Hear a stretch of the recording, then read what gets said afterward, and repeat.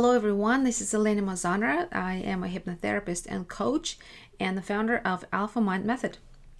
So today is December 14th, 2018. This is the end of the year. It's been a great year for me and I hope it was a great and productive year for you. And if you feel like it wasn't, you know that there's always a way to improve things. And you can do it with self-awareness, self-analysis, and self-hypnosis. So today we're going to talk about, obviously, hypnosis, because this is what I talk about in my podcasts and other things that I add to the topic of hypnosis. So today I want to define hypnosis because people often ask me how hypnosis works, right? And what is it really? And there's so many misconceptions and stereotypes associated with the word hypnosis and just the process of hypnosis, and still a lot of mystery. So today we're just going to devote our podcast to the definition of hypnosis, and I'm going to bring a few of them. In fact, I think I'm going to bring 3 definitions of hypnosis. So the first one comes from Dave Elman. Well, let me just say that the word hypnosis was coined by Dr. James Braid in I believe in 1849. So somewhere around that then. James Braid was a physician, and he was very interested in hypnosis, which originally he called a different word. That word is monoideism. He was interested in mesmerism. At the time, that phenomenon was called, the hypnosis phenomenon was called mesmerism because of Anton Mesmer.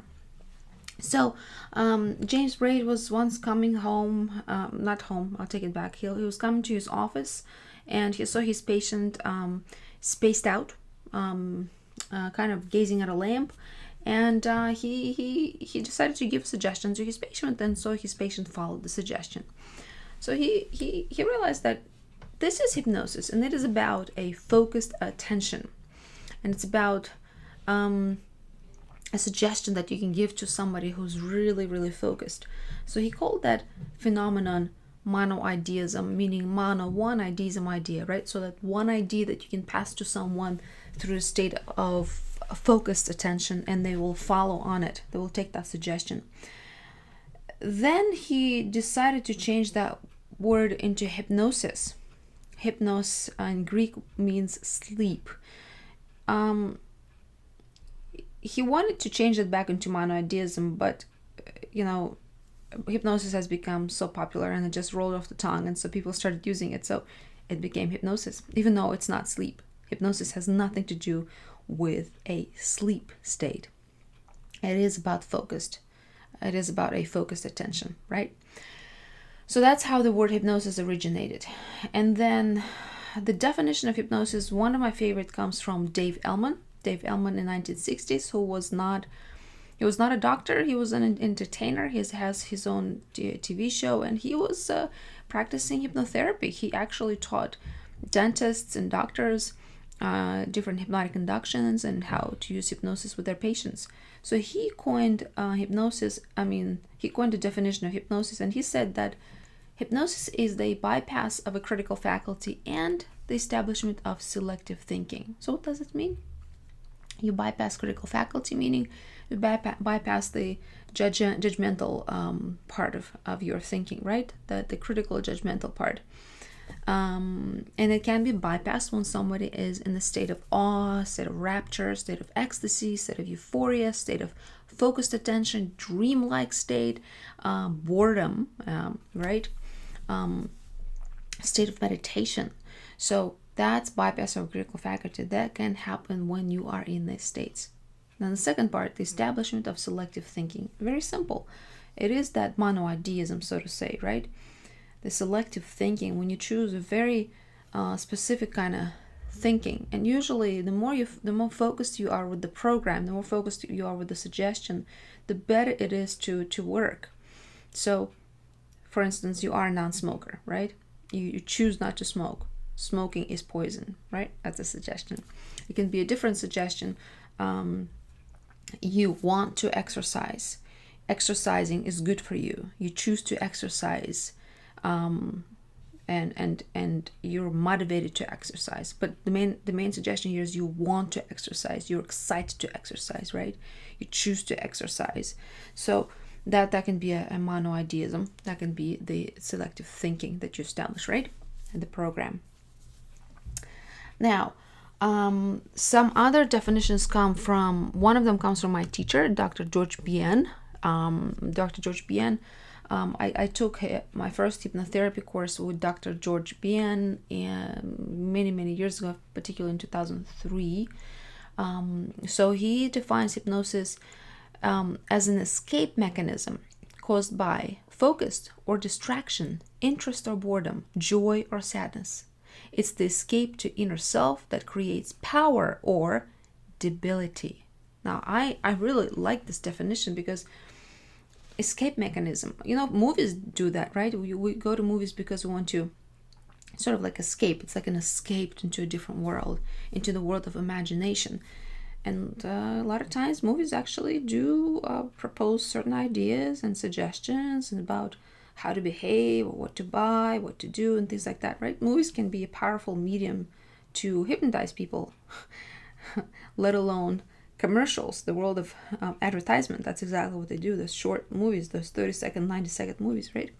So the escape mechanism caused by focus or distraction, right? So you can cause that escape mechanism, right, into that bypass critical faculty with focus, right? Having somebody focus on something, right? Close your eyes, count from 1 to 10, and on each count you go deeper and deeper relaxed. Imagine there's numbers right in front of you, and after each number say the word I am more focused, more relaxed, I am in deep trance, something like that.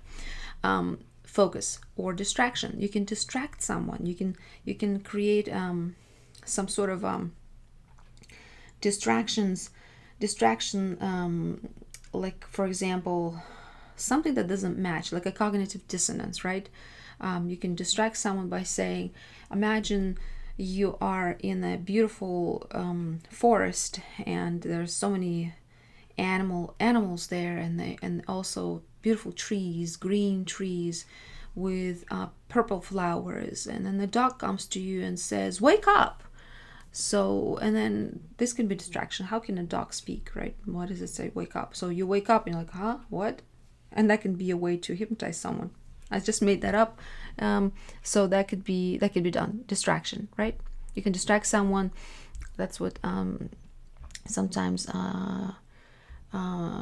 gypsies or street thieves do that. They distract you by asking you certain questions, and where's this and that, where can I go there, how can I get to that and that place, and then they throw something else, and then there's a distraction, there's a dissonance that can happen, and you are in a state of openness because you are not judging your environment. You're in a state of bewilderment, so to say. You can cause by interest or boredom, right? George Bien says interest or boredom. You can be interested in something, like a Stendhal effect, right? Where you are interested in a piece of artwork. It is a beautiful artwork. You are in a state of awe. You're interested. You're absolutely interested. You're curious. There's a state of curiosity, openness, and of course boredom, right? You are bored, and somebody can really bore you. Somebody can really bore you. They can bore you. You can get so drowsy and so sleepy. You can start rejecting what they're saying. You kind of in that ADD sort of state, just on this state of being unfocused, getting bored. Guess what? In that state, you can be hypnotized. Then there's joy and sadness, right? Sadness is an emotion. You can be really sad, or even depressed. So you can be led when you are in the states.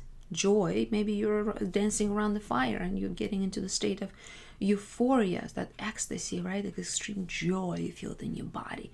So that can also be a state which is required for hypnosis. So it's an escape to inner self, as Dr. George Bien says, escape to inner self that creates power and debility. And this is interesting, power and debility. Now, power is obviously, you can hypnotize yourself to create power, like you can become a non-smoker, you can feel motivated to exercise, you can become more confident when you speak publicly, you can create power by staying away from sugar, so you can create something incredible and powerful, right? Or debility, which is stupidity, right? it can create complete stupidity if you're open to negative suggestions, or if you are misled by something, right, or someone. So you don't want this to happen. So you always want to be sure that you want to be sure to, you want to know what information is coming in, which information you want to take in, which information you want to be wary of, which you want to reject, which information you want to question. It is important to question information. So there's much more to talk about that, the ability to question and the ability to reject certain suggestions, right? We can talk about it another time, but that's the second definition of hypnosis. And the other one comes from Herbert Spiegel and David Spiegel, both doctors, in 1914. And they call hypnosis as a psychological state of aroused, attentive, receptive focal concentration with a corresponding diminution in peripheral awareness, right? Very simple: aroused, attentive, receptive focal concentration and corresponding diminution in peripheral awareness. So they also say that this is the kind of capacity that varies among individuals, and it's relatively fixed throughout the adult life, and it can be genetically determined or learned early in life. This capacity, you can learn self-hypnosis, for example. It can be tapped and invoked in two ways, right? Spontaneously, in response to a signal from another person, or like formal hypnosis, for example, or again from another person, or some sort of technology or medium, right? Spontaneously, or like social media or television advertisement and so on and so forth, or a political leader. So, or in response to a self-induced signal, which is self-hypnosis. And this is something that I teach my clients, the self-induced signals, the self-hypnosis, which is hypnotic inductions, really. You can use relaxation techniques, hypnotic inductions, to hypnotize yourself.